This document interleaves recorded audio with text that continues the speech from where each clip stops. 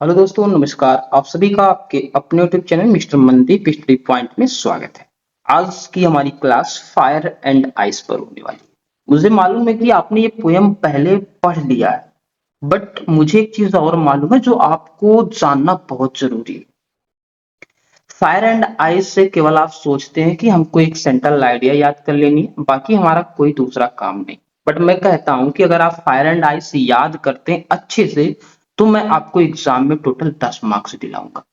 अब आप ये सोचेंगे कि कैसे 10 मार्क्स हमारे, तो आप दो चीजें छोड़ रहे हैं। पहली चीज, आप पैसेज छोड़ रहे हैं। आपको ये चीज मालूम होनी चाहिए कि आपके बोर्ड एग्जाम में आपको पोयम से एक पैसेज देखने को मिलता है। अगर अभी तक की कैलकुलेशन की जाए तो बोर्ड एग्जाम में सबसे ज्यादा सेंट्रल आइडिया और सबसे ज्यादा जो पैसेज है वो आपको फायर एंड आइस से देखने को मिलते हैं, जो कि मैक्सिमम टीचर आपको नहीं बताते क्योंकि उनको एक अगला दूसरा वीडियो लाना होता है। बट मैं एक ही वीडियो में आपके सारे डाउट से क्लियर करूंगा। अगर आपको पैसेज में अच्छे नंबर चाहिए तो फायर एंड आइस को अच्छे से पढ़िए। अगर आपको सेंट्रल आइडिया में चाहिए तो फायर एंड आइस को सबसे अच्छे से पढ़िए। अगर आपको फोर लाइंस की पोयम में भी चाहिए तो आपको फायर एंड आइस को अच्छे से पढ़ना होगा, क्योंकि अगर मैं पूरा डाटा निकालता हूं ना, तो सबसे जो मोस्ट इंपॉर्टेंट चैप्टर बनता है क्लास 10th का पोयम का, वो बनता है फायर एंड आइस। तो चलिए सबसे पहले हम इस पोयम के अर्थ को समझेंगे। यहां पर हमारे पास टोटल दो पैसेज है। ये पैसेज पहला है, ये पैसेज दूसरा है। तो आइए सबसे पहले हम पैसेज के बारे में बात करते हैं। डियर, ये जो पहला पैसेज है, इसमें कभी कहता है कि कुछ लोग कहते हैं कि जो संसार है वो आग से नष्ट हो जाएगा, और वहीं पे दूसरी लाइन कहती है कि कुछ लोग कहते हैं कि बर्फ से नष्ट हो जाएगा। बट जो कवि है कहता है कि मैं उन लोगों के इच्छाओं का समर्थन करूंगा जो लोग कहते हैं कि संसार का अंत जो होगा वो आग से होगा। दूसरे पैसेज की बात करते हैं।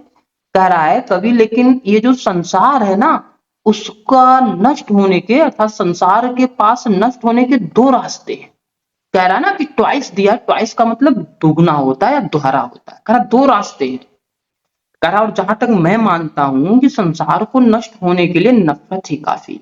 अब ऐसा कभी क्यों कह रहा, अगली स्टैंजा में क्लियर कर रहा है।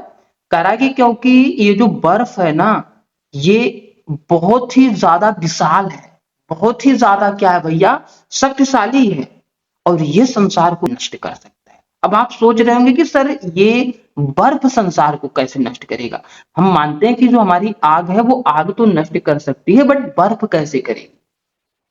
देखो दोस्तों, अगर कभी आग और बर्फ को बता रहा है कि संसार को ये दोनों नष्ट कर सकते हैं, तो इसका बहुत बड़ा लॉजिक है। अब यहां पर तो आपको तो फायर समझ में आ रहा है, बट आइस नहीं आ रहा है। आइस को मैं एक्सप्लेन करता हूं एक कवि के माध्यम से। ये जो आइस है, आइस क्या करता है, ये किसी चीज को जमा सकता है। ऐसे जो हेट होती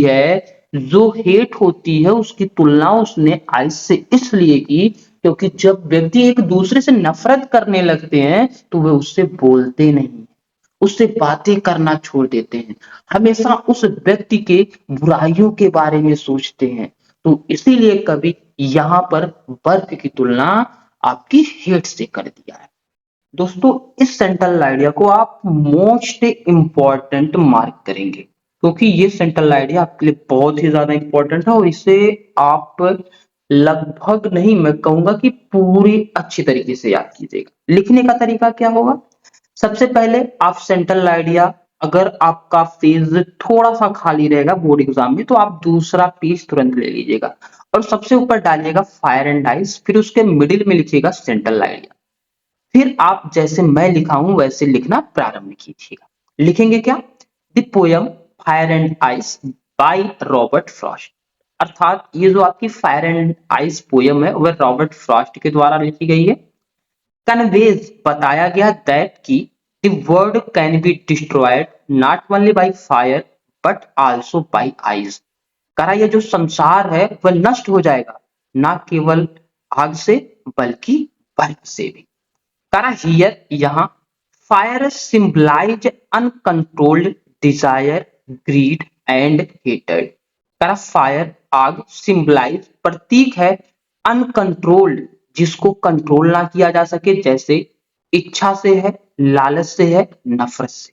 सीधा कह सकते हैं कि यहाँ पर आग जो है इच्छा, लालच और नफरत का प्रतीक है। करा वाइल, जबकि ice represents coldness, indifference and lake of love. करा आइस रिप्रेजेंट प्रस्तुत करता है कोल्डनेस, कह सकते हो कि क्रूरता, इंडिफरेंस अलगाव एंड लेक ऑफ लव और प्रेम की कमी। पूरा अर्थ हो जाएगा कि जो पर्प है क्रूरता, अलगाव और प्रेम की कमी को प्रस्तुत करता है। द पोएट सजेस्टेड, सजेस्टेड का मतलब होता है सलाह देना। करा जो कवि है वह सलाह देता है दैट की both negative emotions are equal danger. Both का मतलब होता है दोनों, निगेटिव इमोशंस नकारात्मक विचार आर हैं इक्वली समान रूप से, डेंजर्स का मतलब खतरनाक।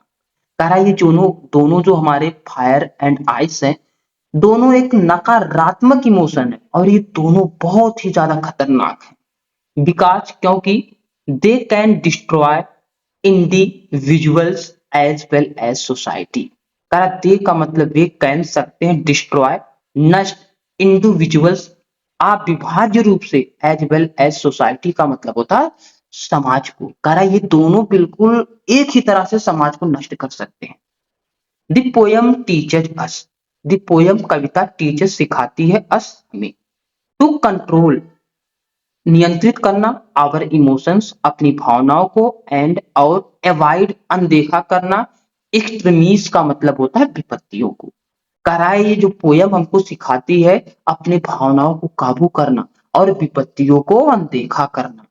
करा टू लिव ए पीसफुल, करा भैया हमें पीसफुल शांति से रहना चाहिए, एंड बैलेंस्ड लाइफ और जीवन को नियंत्रित करे रखना चाहिए, नियंत्रित बनाए रखना चाहिए। तो ये अगर पोयम आप तैयार करते हैं फ्रेंड्स, तो आपको एग्जाम में टोटल 10 नंबर मिलेंगे। और कैसे मिलेंगे मैंने आपको सीधा बता दिया है। पोयम के बारे में भी मैंने एक्सप्लेन किया और पैसेज के बारे में भी एक्सप्लेन किया। और अब आप लोगों का कार्य है, अगर वीडियो अच्छी लगी हो तो लाइक कीजिए। नेक्स्ट कौन सी पोयम चाहिए आपको कमेंट बॉक्स में कमेंट करके जरूर बताइए।